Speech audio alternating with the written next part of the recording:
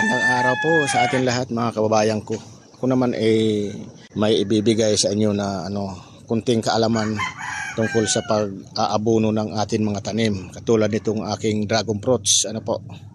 Una, mga buwan ng Marsyo pa lang, abonuhan nyo ng kunwari yung abono nyo yung urea, paghaluin mo na nitong 14-14 para tumaba yung ating mga tanim. Kahit anong tanim.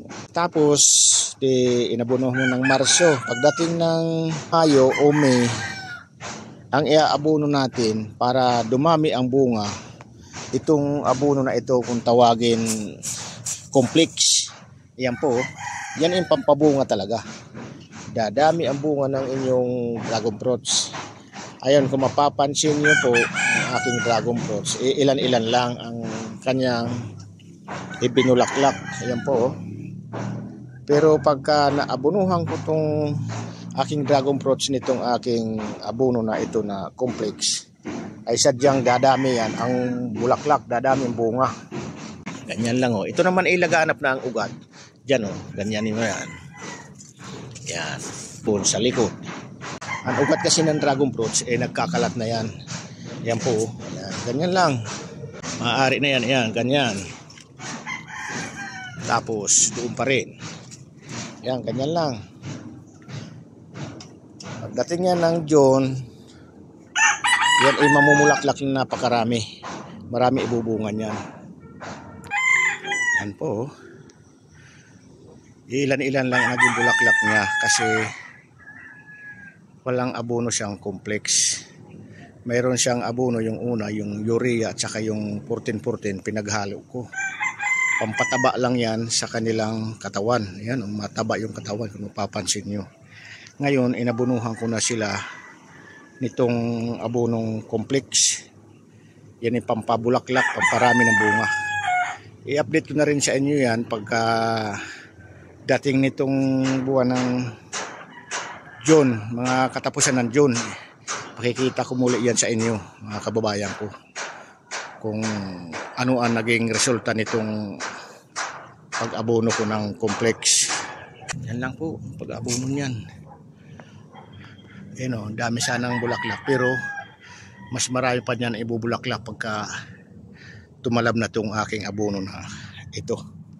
Ang tawagin complex.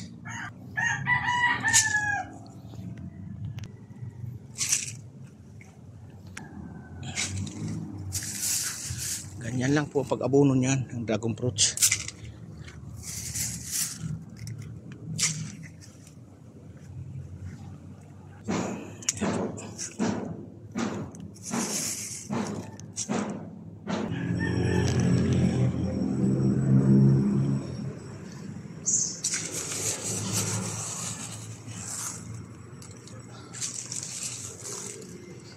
Ganda yan kung uulanin yan numayang hapon para tumalab kagad yung abono.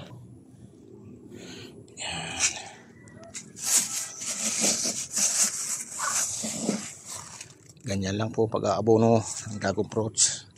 Kasi ang ugat niyan ay pagkaganyan, kumbaga kalat na ang ugat niyan, mahaba na. Ayan po. Inuulit ko po sa lahat. Sana panoorin nyo itong aking video hanggat sa matapos. Lalo na doon sa mga baguhan nga nagtatanim ng halaman, lalo na itong dragon fruits. Una, abonuhan nyo muna siya ng, kuwari, pagdating ng Marsyo, abonuhan nyo sila ng yung urea. Pwede mo haluan ng yung 14-14. Pag haluin mo yung dalawang abono na yan. Pagdating ng Mayo, ay abonuhan nyo ulit ng abono na ang pangalan complex. Yan na yung pampabunga. Ayan po. Yan na yung pampabunga. Lahat ng tanim na nagbubunga, yan ang gawin nyo. Makikita nyo ang dami ng ibubunga ng inyong mga tanim. Langka man siya, papaya, basta avocado, lahat nga nagbubunga, sitaw, yung mga ganyan. Abonuhan nyo.